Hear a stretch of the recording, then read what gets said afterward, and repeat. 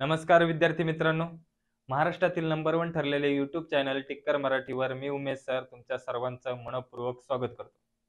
SSC GD तयारी करणाऱ्या विद्यार्थ्यांसाठी खास आपण नवीन चॅनल ओपन केलाय, टिक्कर मराठी एसएससी एक्झाम.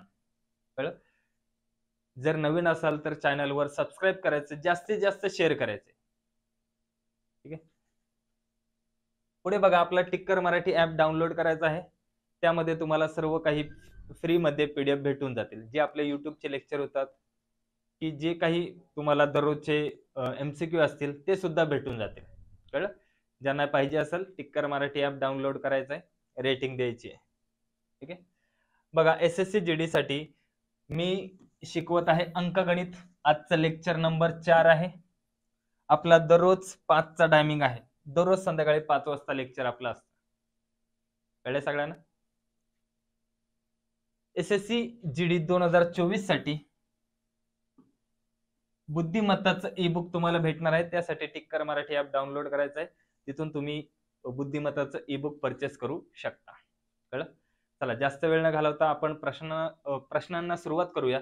त्याआधी सर्वांना लिंक शेअर करायची. जेवढे तुमचे मित्र असतील, व्हॉट्सअप, फेसबुक, इंस्टाग्राम सगळीकडे लिंक शेअर करून टाकायची. कळलं?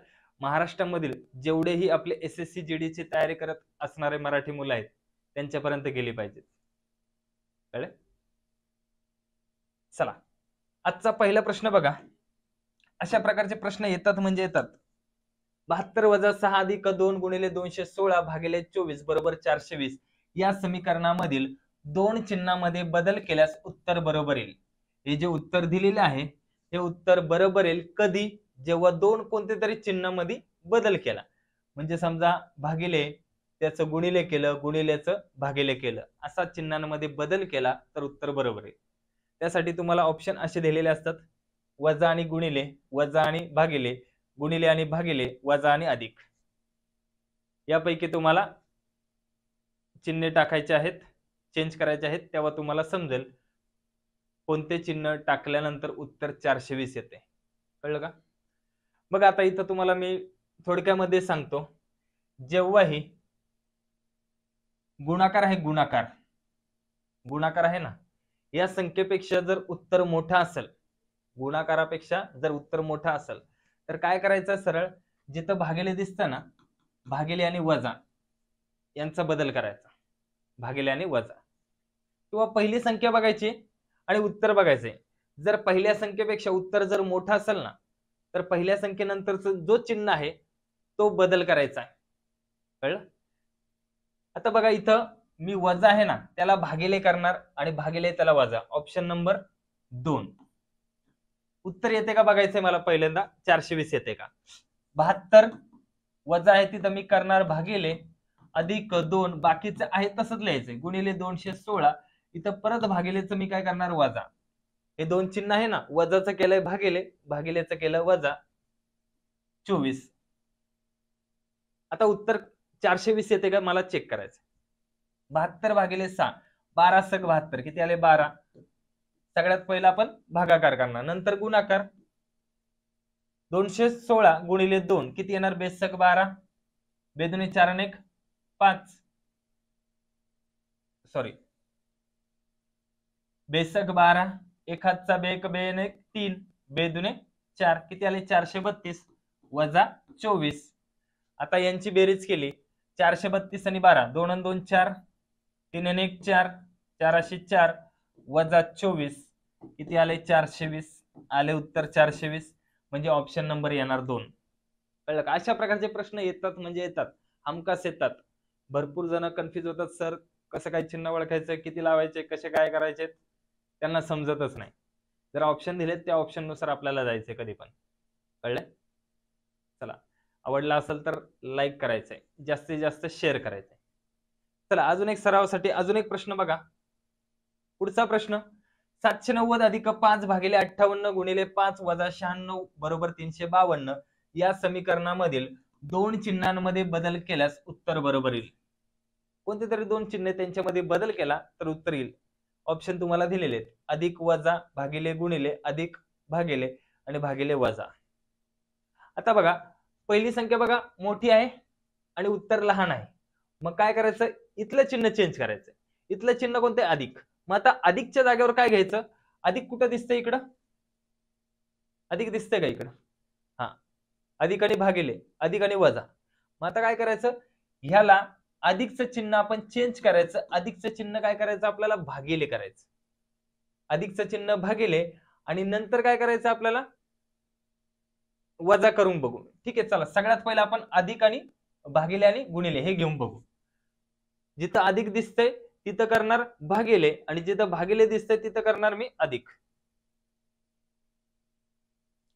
ठीक आहे, ऑप्शन नंबर 2 घेतला.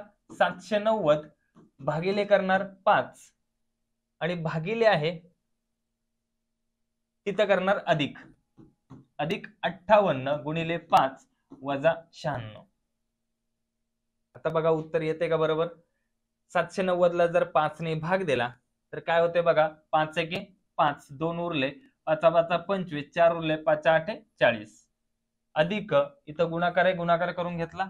5 8 40, 4 हातचे, 5 5 25 आणि 4 29, 290 वजा 96. आता यांची बेरीज करायची. 88 आले 8, 9 5 14, 1 हातचा, 2 आणि 1 3 आणि 1 4, 448 वजा 96. यांची वजाबाकी करा.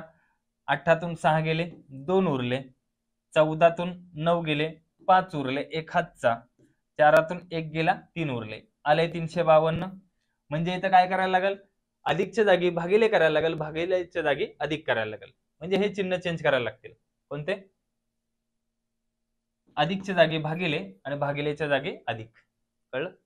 ऑप्शन नंबर 3 येणार. इथे पाहिजे भागिले आणि इथे पाहिजे अधिक. कळलं? समजलंय सगळ्यांना? पुढचा प्रश्न बघा. एक पोलीस अधिकारी एका चोराचा पाठलाग करत आहे आणि तो चोर 800 मीटर पुढे आहे. त्याचा ताशी वेग अनुक्रमे 8 आणि 7 किलोमीटर प्रति तास आहे. तर तो चोर पकडण्यासाठी त्या पोलीस अधिकाऱ्याला किती मीटर पर्यंत जावे लागेल? सगळ्यात पहिलं, एक पोलीस अधिकारी एका चोराचा पाठलाग करतो म्हणजे 8 किलोमीटर प्रति तास आहे, हा असणार आहे पोलिसाचा वेग, आणि 7 किलोमीटर प्रति तास आहे, हा असणार आहे चोराचा वेग. आता समजा तो पहिला 800 मीटर लांब नसता, 800 मीटर लांब नसता, जागेवरून सुरुवात केली असती तर काय झालं असतं? 8 आणि 7 यांचा सगळ्यात पहिलं काय करायचं? लसावी काढायचा. 8 आणि 7 यांचा सगळ्यात पहिला लसावी काढायचा. मग काय करणार इथं? 8 गुणिले 7 किती आला? 56. हा किलोमीटर मध्ये आहे, मीटर मध्ये काय येणार ह्याला? 5600 मीटर. कळलं? अशा प्रकारचं कोणतंही गणित आलं, सरासरी वेग म्हणजे एक वेग दिलेला आहे, कळलं, तर काय करायचं? त्या वेगांचे काढायची लसावी. 8 7 56 हे किलोमीटर मध्ये आपल्याला पाहिजे मीटर मध्ये, म्हणजे किती येणार? 5600 मीटर. पण तो चोर पहिला 800 मीटर लांब होता, मग ह्याच्यात 800 प्लस करून टाका, किती येणार? 0 0 8 आणि 7 14, 6400 मीटर. म्हणजे त्या चोराला पकडण्यासाठी त्या पोलीस अधिकारीला 6400 मीटर अंतर जावं लागेल. समजलंय? अशाच प्रकारचे प्रश्न येतात SSC GD ला. पुढचा प्रश्न बघा. एका वर्तुळाची त्रिज्या 5% वाढवली तर त्याचे क्षेत्रफळ किती टक्क्याने वाढेल? बघा, वर्तुळावरती प्रश्न आला, चौकोनाचं समजा बाजू असेल, चौरसाची बाजू असेल, ती जर एवढ्या टक्क्याने वाढवली, क्षेत्रफळामध्ये किती टक्क्याने वाढ होईल? कळलं? चौकोन असू, आयत असू, कळलं, वर्तुळ असू, तर त्यावेळेस काय करायचं बघा, इथे चक्रवाढ व्याज आहे त्या पद्धतीने उत्तर काढायचं. म्हणजे काय करायचं? पहिले 5% वाढले, पहिले होते 100, 100 चे 5% वाढले, किती झाले? 105.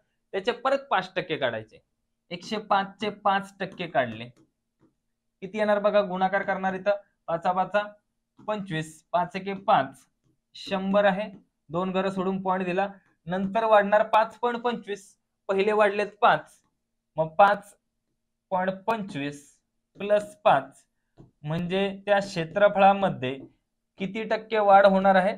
तर 10.25% वाढ होईल. Option number 3. समजलं? काय केलंय?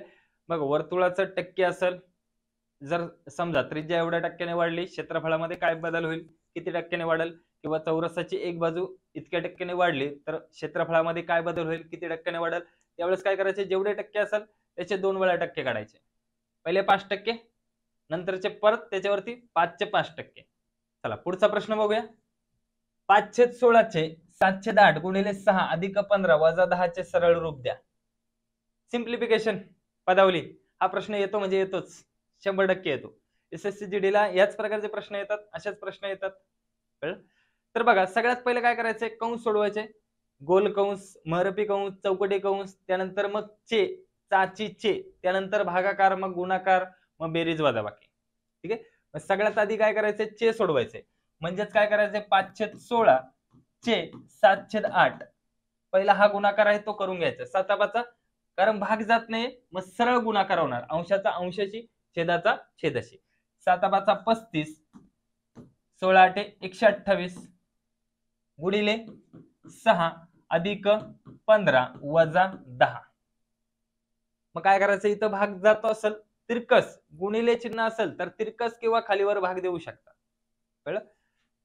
आता इथं भाग जातोय बघा, 128 आणि 6 ला 2 ने भाग जातोय, 2 ने भाग देऊन टाका. बेसक 12, बेचोक 8, बेत्रिक 6. आता पुढे भाग जातो का, 3 ने काय 64 ला भाग जात नाही, सोडून द्या, गुणाकार करा. 35 गुणिले 3 किती येणार, 3×5 15, 3 9 1 10, 105/64 अधिक, आता इथे मी डायरेक्ट करतो, अधिक 15 वजा 10. चिन्ह वेगवेगळे असेल, क्रिया होणार वजाबाकी, मोठ्या संख्येचं चिन्ह. 15 तून 10 गेले 5. आता हे 5 आहे. आता ही अशी डायरेक्ट बेरीज करायची नाही, 105 आणि 5 120/64 अशी बेरीज नाही होत. हा पूर्णांकात आहे, हा पूर्णांकात आहे. जो पूर्णांकात असतो त्याचा छेद असतो नेहमी 1. कळलं का? बेसिक कन्सेप्ट क्लिअर करून घ्या.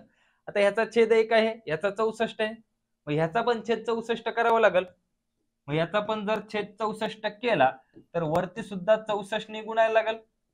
मग काय येणार, दोघांचा छेद समान झाला आता 64. मग आता काय करा, इथं 105 आहे तसेच, कारण इथं ऑलरेडी 64 आहे. 1 ने गुणलं, इथंही 1 ने गुणलं, तीच संख्या येते.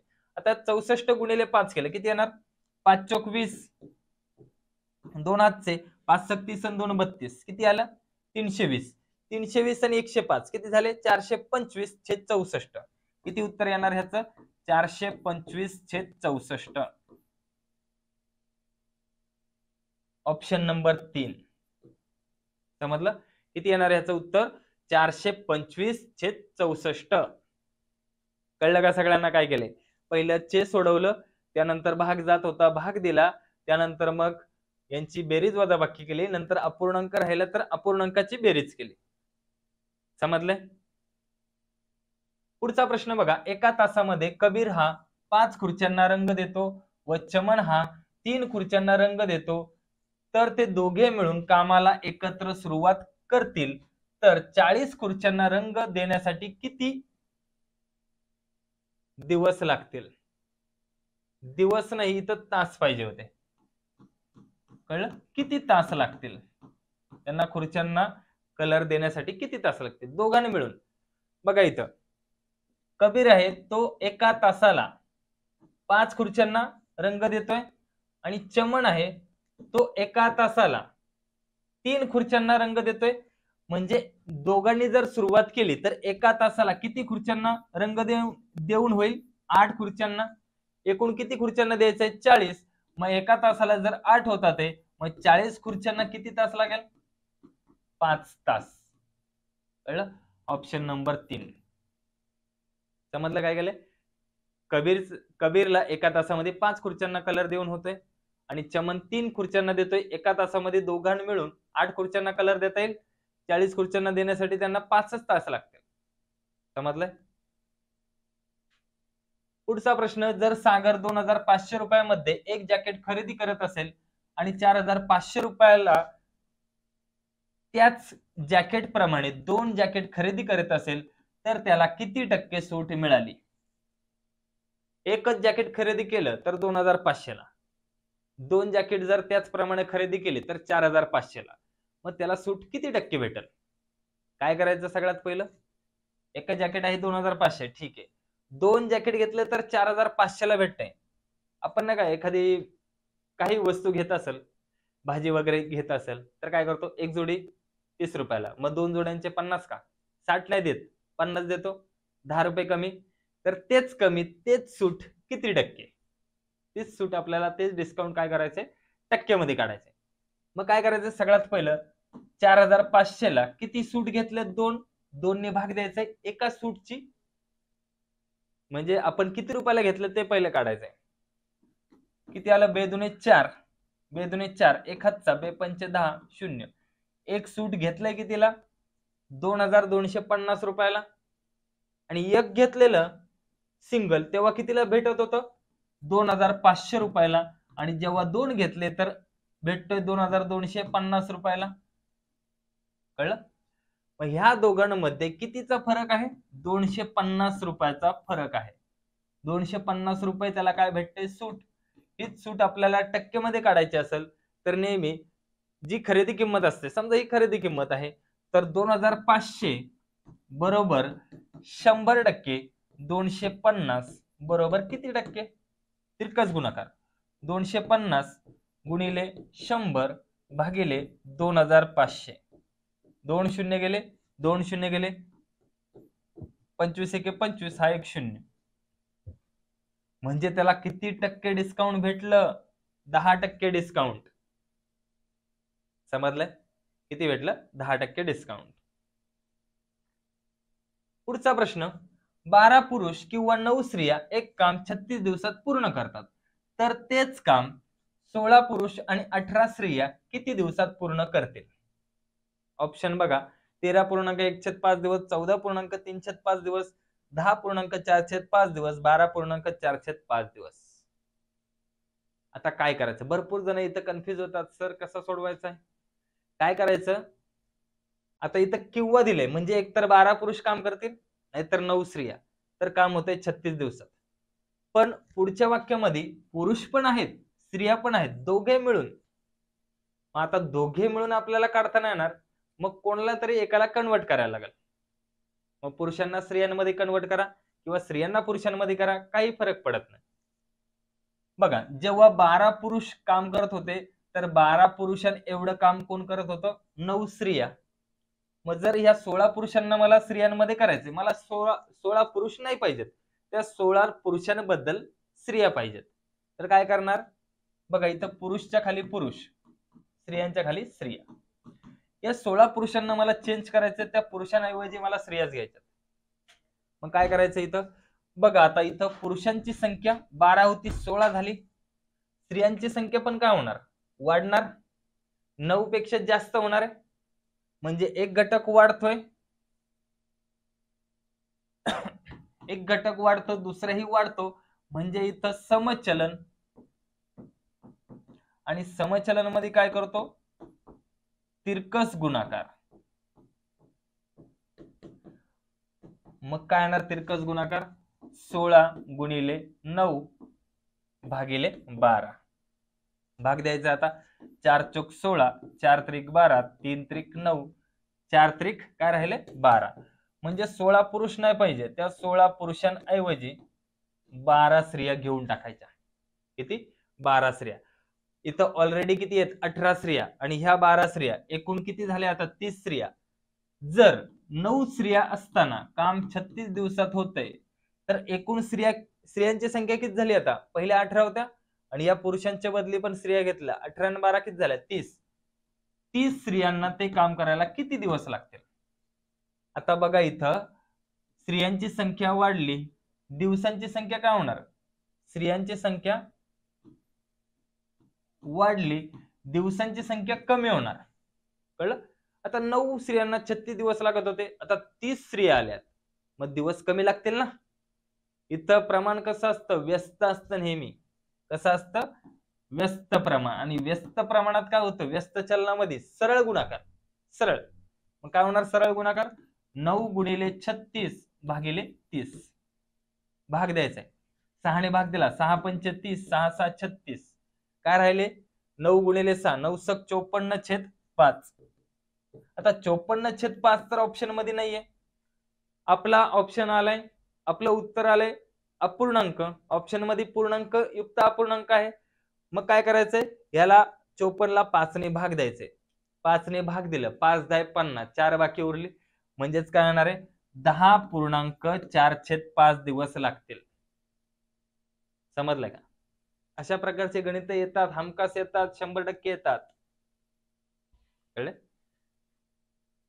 पुढचा प्रश्न, 1 लाख रुपयाचे घर अमन हा चमनला 6% नफ्याने विकतो व नंतर चमन हा अमनला 3% तोटा सहन करून परत विकतो, तर त्या पूर्ण व्यवहारामध्ये अमनला किती रुपये नफा झाला? अमनला नफा किती रुपये झाला? बघा, सुरुवातीला काय करतोय अमन, 1 लाखाचं घर आहे, ते 6% नफ्याने विकतो. मग 1 लाखाचे 6% काढले, 2 शून्य गेले, किती आले 6,000 रुपये. म्हणजे अमनला सुरुवातीला 6,000 रुपये मिळालेले. पण चमनने काय केले, तो बोलला थोडे दिवस राहिल्यानंतर म्हणला नको मला, हे तुझं तू घेऊन टाक. तो काय म्हणला, मी 3% तोटा सहन करून देतोय बाबा. म्हणजे त्यांनी जी रक्कम दिली तो 3% तोटा सहन करून दिलेली आहे. म्हणजेच आता हे अमनने जेव्हा चमनला विकलं तेव्हा किती रुपये घेतले असेल, फक्त 6,000 का? 1,06,000. मग 1,06,000 रुपये घेऊन चमनला दिलं. चमनने काय केलं, 3% तोटा सहन करून परत अमनला दिलं. मग ह्याचे जर 3% काढले, किती आले 3%?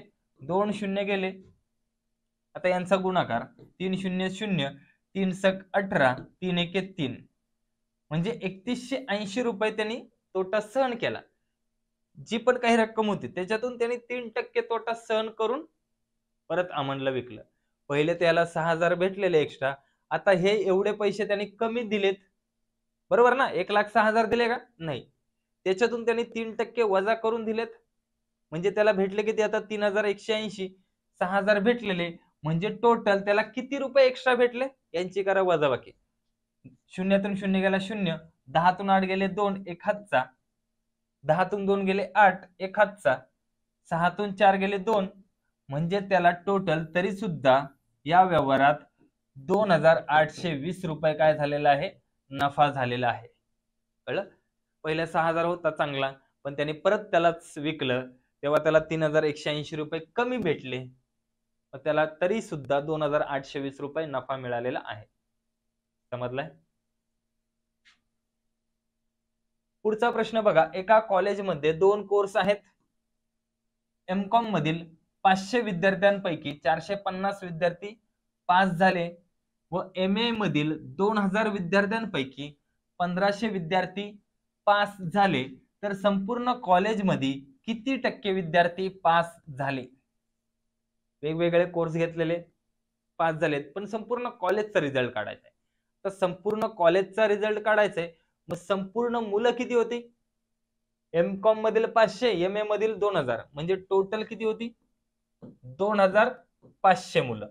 हे पूर्णपणे किती टक्के असणार? 100%.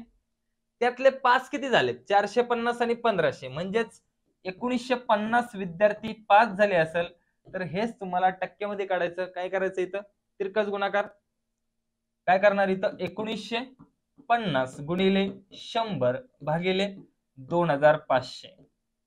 2 शून्य गेले, 2 शून्य गेले, 5 ने भाग दिला, 5 5 25, 5 त्रिक 15, 4 आले, 5 9 45, हा शून्य वरती. परत 5 ने भाग दिला, 5 7 35, 4 उरले, 40 झाले, 5 8 40, म्हणजे त्या कॉलेजचा निकाल किती होता? 78%, 78%. समजलं काय केलं? संपूर्ण कॉलेजचा रिझल्ट काढायचा आहे. प्रत्येक वेगवेगळा काढून नंतर प्लस करण्यापेक्षा एकदाच प्लस करून काढून टाका. समजलंय? चला, अशा प्रकारे आपले प्रश्न संपलेले आहेत आजचे. एसएससी जीडी 2024 साठी बुद्धिमत्ताचं ई बुक भेटणार आहे. त्यासाठी तुम्हाला टिक्कर मराठी ऍप डाउनलोड करायचं आहे, त्यामधून तुम्ही तिथून परचेस करू शकता. ठीक आहे? चला, असेच नवीन नवीन व्हिडिओ पाहण्यासाठी आपल्या टिक्कर मराठी एसएससी एक्झाम या चॅनलला सबस्क्राईब करायचंय. जास्तीत जास्त शेअर करायचं आहे आणि व्हिडिओला लाईक मात्र करायचं आहे. आणि कसा वाटले, कसे प्रश्न होते, क्वालिटी कशी होती, शिकवण्याची पद्धत कशी होती, कमेंटमध्ये नक्कीच सांगायचं आहे. कळलं? आणि जास्तीत जास्त शेअर करायचं. चला मग आजचे लेक्चर आपण इथेच थांबूया. भेटूया पुढच्या लेक्चरला. तोपर्यंत थँक्यू. Bye bye. जय हिंद.